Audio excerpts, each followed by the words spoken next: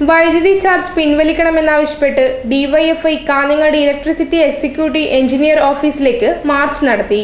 സിനി മാത്യു ഉദ്ഘാടനം നിർവഹിച്ചു.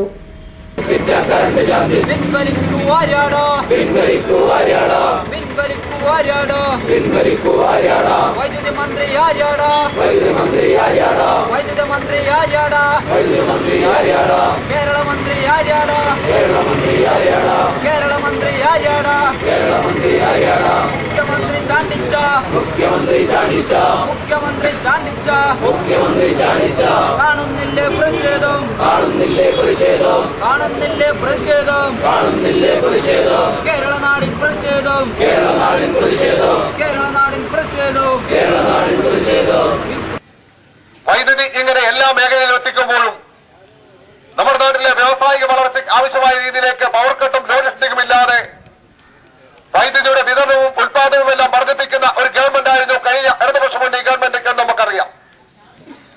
വൈദ്യുതി മേഖലയിൽ വലിയ രീതിയിലേക്കുള്ള പ്രവർത്തനങ്ങൾക്ക് നേതൃത്വം കൊടുക്കുമ്പോഴും വൈദ്യുതി ചാർജ് വർദ്ധിപ്പിക്കാതെ ഇന്ത്യയിലെ മറ്റ് സംസ്ഥാനങ്ങളിൽ വൈദ്യുതി ചാർജ് വർദ്ധിപ്പിക്കുമ്പോൾ വൈദ്യുതി മേഖല സ്വകാര്യവൽക്കരിക്കുന്നതിന് വേണ്ടി വൈദ്യുതി വകുപ്പിനെ വിഭജിച്ചുകൊണ്ട് കമ്പനികളാക്കുന്നതിന് വേണ്ടി ഈ രാജ്യത്തെ മറ്റ് കോൺഗ്രസ് ഗവൺമെന്റുകളും മറ്റ് ഗവൺമെന്റുകളും തീരുമാനമെടുക്കുമ്പോൾ ജനപക്ഷത്ത് നിന്നുകൊണ്ട് ഈ കേരളത്തിലെ ജനങ്ങളുടെ താല്പര്യമനുസരിച്ചുകൊണ്ട് കേരളത്തിലെ വൈദ്യുതി ചാർജ് വർദ്ധിപ്പിക്കാതെ വൈദ്യുതി ആവശ്യം പോലെ വിതരണം ചെയ്തതിനു വേണ്ടിയും ബാക്കിയുള്ള വൈദ്യുതി മറ്റ് സംസ്ഥാനങ്ങളിലേക്ക് വിളിക്കുകയും അങ്ങനെ വിറ്റ് കിട്ടുന്ന ലാഭം കൊണ്ട് കേരളത്തിലെ ജനങ്ങൾക്ക് സബ്സിഡി കൊടുത്ത് വൈദ്യുതി ചാർജ് വർദ്ധിപ്പിക്കാതെ ഈ നാട്ടിലെ ജനങ്ങൾക്ക് മാതൃകയായി പ്രവർത്തിച്ച ഗവൺമെന്റാണ് ഇടതുപക്ഷ മുന്നണി ഗവൺമെന്റ്.